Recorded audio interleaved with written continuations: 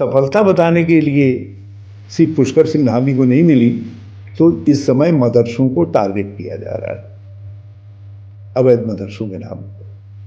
और बड़ी दुख की बात यह है कि अब रमजान के महीने में ईद आ रही है, बच्चे ईद मनाएंगे या तुम उनको उनका स्कूल जाना बंद कर लो, मदरसे में जाना बंद। लगातार कुछ नहीं है, 3 साल की उपलब्धियां नहीं बता रहे मुख्यमंत्री जी, केवल अवैध मदरसे अवैध मदरसे अवैध मदरसे, बस यही रटने की राज्य चलाने का तरीका नहीं हो सकता। हर वर्ग को पीड़ित कर रहे हैं, दलित, पिछड़े, आदिवासी, जो भूमिहीन लोग हैं उनको आप, जो पिछली सरकार ने उनको मालिकाना हक दिया, अब आप उनका उत्पीड़न करने का काम कर रहे हो। मदरसा राज्य की नीति के अनुसार आप मदरसे खोलते जाते हो, उसकी प्रोसेस है, उसका तुमने मदरसा बोर्ड बना करके रखा हुआ है, राज्य के सब बना करके रखा है। क्या मदरसा बोर्ड ने कहा यह अवैध है?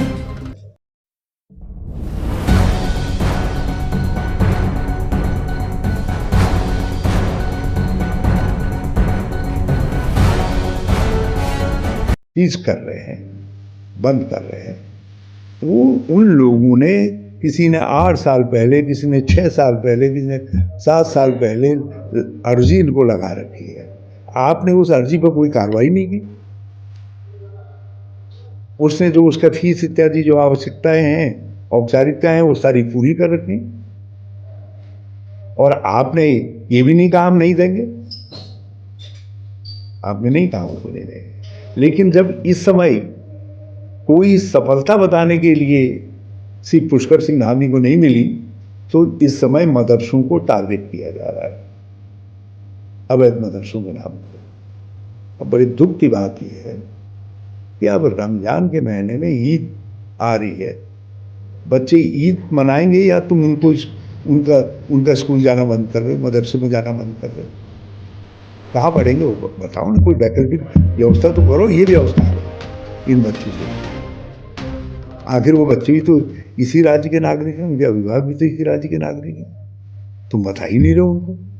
और लगातार कुछ नहीं है, 3 साल की उपलब्धियां नहीं बता रहे मुख्यमंत्री जी, केवल अवैध मदरसे अवैध मदरसे अवैध मदरसे, बस यही रटने में है। तो ये राज्य चलाने का तरीका नहीं हो सकता।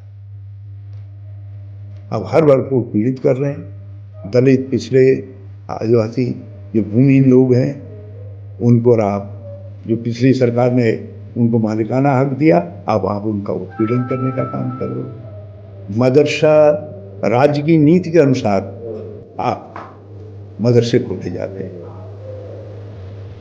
उसकी प्रोसेस है, उसका तुमने मदरसा बोर्ड बना करके रखा हुआ है, राज्य के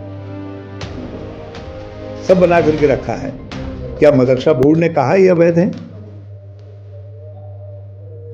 तो आप कैसे उनको अवैध कह सकते हैं जिन्होंने अप्लाई कर रखा है? ये आपकी गलती है। आपने 9 साल, 10 साल, 8 साल, 7 साल से लगातार अर्जी लगा रखी है व्यक्ति ने, आप उसको ये नहीं कह रहे हो कि तुम्हारी अर्जी अस्वीकार, कहते नहीं खोलना है। सरकार ने ये भी घोषणा नहीं की हम कोई नया मदरसा नहीं खुलने देंगे, नहीं है कहीं घोषणा की। तो फिर अचानक एक दिन आप ऐसे मदरसों को चिन्हित करके उनको अवैध कर रहे हो। हमारा प्रश्न यह है कि आप इनको बस इन बच्चों को पढ़ाओगे कहाँ, उसकी व्यवस्था करें, और बिना उस व्यवस्था के आप मदरसों को सीज नहीं कर सकते। और यदि आप कर रहे हैं तो गलत कर रहे हैं।